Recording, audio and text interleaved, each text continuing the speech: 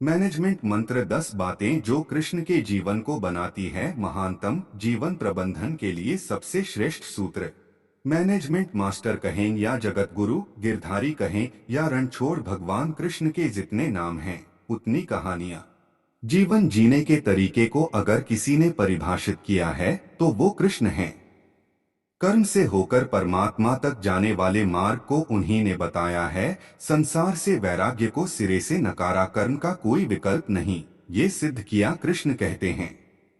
मैं हर हाल में आता हूँ, जब पाप और अत्याचार का अंधकार होता है तब भी, जब प्रेम और भक्ति का उजाला होता है तब भी, दोनों ही परिस्थिति में मेरा आना निश्चित है। वैसे तो कृष्ण का संपूर्ण जीवन ही एक प्रबंधन की किताब है, जिसे सैकड़ों हजारों बार कहा सुना जा चुका है। कुरुक्षेत्र में दो सेनाओं के बीच खड़े होकर भारी तनाव के समय कृष्ण ने अर्जुन को जो ज्ञान दिया वो दुनिया का श्रेष्ठतम ज्ञान है। गीता का जन्म युद्ध के मैदान में दो सेनाओं के बीच हुआ। जीवन की श्रेष्ठतम बातें भारी तनाव और दबाव में ही होती हैं। अगर आप दिमाग को शांत और मन को स्थिर रखने की कोशिश करें तो सबसे बुरी परिस्थितियों में भी आप अपने लिए कुछ बहुत बेहतरीन निकाल पाएंगे। ये कृष्ण सिखाते हैं। गीता पढ़ने से पहले अगर इसी बात को समझ लिया जाए तो गीता पढ़ना सफल हुआ। कृष्ण का जीवन ऐसी ही बातों से भरा पड़ा है, जरूरत है नजरिए की। उनका जीवन आपके लिए माइथोलॉजी का एक हिस्सा मात्र भी हो सकता है और आपका पूरा जीवन बदल कर रख देने वाला ज्ञान भी। आवश्यकता हमारी है, हम उनके जीवन से लेना क्या चाहते हैं। कृष्ण मात्र कथाओं में पढ़ा या सुना जाने वाला पात्र नहीं है, वो चरित्र और व्यवहार में उतारे जाने वाले देवता हैं। कृष्ण से सीखें कैसे जीवन को श्रेष्ठ बनाया जाए। 10 बातें हैं जो अगर व्यवहार में उतार ली तो सफलता निश्चित मिलेगी। नंबर 1, शुरू से अंत तक जीवन संघर्ष ही है। कारागृह में जन्मे कृष्ण पैदा होते ही रात में यमुना पार कर गोकुल ले जाया गया। तीसरे दिन पुतना मारने आ गई। यहाँ से शुरू हुआ संघर्ष, देह त्यागने से पहले द्वारिका डुबोने तक रहा। कृष्ण का जीवन कहता है आप कोई भी हो, संसार में आए हैं तो संघर्ष हमेशा रहेगा। मानव जीवन में आकर परमात्मा भी सांसारिक चुनौतियों से बच नहीं सकता। कृष्ण ने कभी किसी बात की शिकायत नहीं की, हर परिस्थिति को जिया और जीता। कृष्ण कहते हैं परिस्थितियों से भागो मत, उसके सामने डटकर खड़े हो जाओ, क्योंकि कर्म करना ही मानव जीवन का पहला कर्तव्य है। हम कर्मों से ही परेशानियों से जीत सकते हैं। नंबर 2, स्वस्थ शरीर से ही विजय है। कृष्ण का बचपन माखन मिश्री खाते हुए गुजरा, आज भी भोग लगाते हैं हम, लेकिन ये संकेत कुछ और है। आहार अच्छा हो, शुद्ध हो, बल देने वाला हो। बचपन में शरीर को अच्छा आहार मिलेगा तो ही इंसान युवा होकर वीर बनेगा। शरीर को स्वस्थ रखना है तो बचपन से ध्यान देने की जरूरत है। ये पेरेंटिंग के दौर से गुजर रहे युवाओं के लिए बड़ा मैसेज है। अपने बच्चों को ऐसा खाना दें जो उनको बल दे, सिर्फ स्वाद के लिए ही ना खिलाएं, तभी वे बड़े होकर स्वयं को और समाज को सही दिशा में ले जा पाएंगे। नंबर 3, पढ़ाई किताबी ना हो, रचनात्मक हो। कृष्ण ने अपनी शिक्षा मध्य प्रदेश के उज्जैन में सांदीपनी ऋषि के आश्रम में रहकर पूरी की थी। कहा जाता है 64 दिन में उन्होंने 64 कलाओं का ज्ञान हासिल कर लिया था। वैदिक ज्ञान के अलावा उन्होंने कलाएं सीखी। शिक्षा ऐसी ही होनी चाहिए जो हमारे व्यक्तित्व का रचनात्मक विकास करे। संगीत, नृत्य, युद्ध सहित 64 कलाओं कृष्ण के व्यक्तित्व का हिस्सा हैं। बच्चों में कोरा ज्ञान ना भरें, उनकी रचनात्मकता को नए आयाम मिलें, ऐसी शिक्षा व्यवस्था हो। नंबर 4, रिश्तों से ही जीवन है, बिना रिश्तों के कुछ नहीं। कृष्ण ने जीवन भर कभी उन लोगों का साथ नहीं छोड़ा जिनको मन से अपना माना। अर्जुन से वे युवावस्था में मिले, ऐसा महाभारत कहती है, लेकिन अर्जुन से उनका रिश्ता हमेशा मन का रहा। सुदामा हो या उद्धव, कृष्ण ने जिसे अपना मान लिया उसका साथ जीवन भर दिया। रिश्तों के लिए कृष्ण ने कई लड़ाइयां लड़ी और रिश्तों से ही कई लड़ाइयां जीती। उनका सीधा संदेश है सांसारिक इंसान की सबसे बड़ी धरोहर रिश्ते ही हैं। अगर किसी के पास रिश्तों का थाती नहीं है तो वो इंसान संसार के लिए गैर जरूरी है। इसलिए अपने रिश्तों को दिल से जिए, दिमाग से नहीं। नंबर 5, नारी का सम्मान समाज के लिए जरूरी। राक्षस नरकासुर का आतंक था। करीब 16,100 महिलाओं को उसने अपने महल में कैद किया था। महिलाओं से बलात्कार में उसे सुख मिलता था। कृष्ण ने उसे मारा, सभी महिलाओं को मुक्त कराया, लेकिन सामाजिक कुरीतियां तब भी थीं।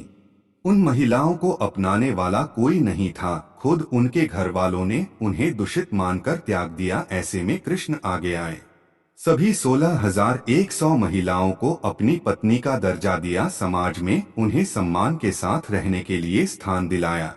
कृष्ण ने हमेशा नारी को शक्ति बताया, उसके सम्मान के लिए तत्पर रहे। पूरी महाभारत नारी के सम्मान के लिए ही लड़ी गई। सो आप कृष्ण भक्त हैं तो अपने आसपास की महिलाओं का पूरा सम्मान करें। कृष्ण की कृपा पाने का ये सरलतम मार्ग है।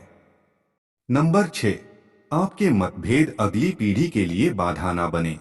कम ही लोग जानते हैं कि जिस दुर्योधन के खिलाफ कृष्ण ने आजीवन पांडवों का साथ दिया, उसकी मौत का कारण भी कृष्ण की कूटनीति बनी।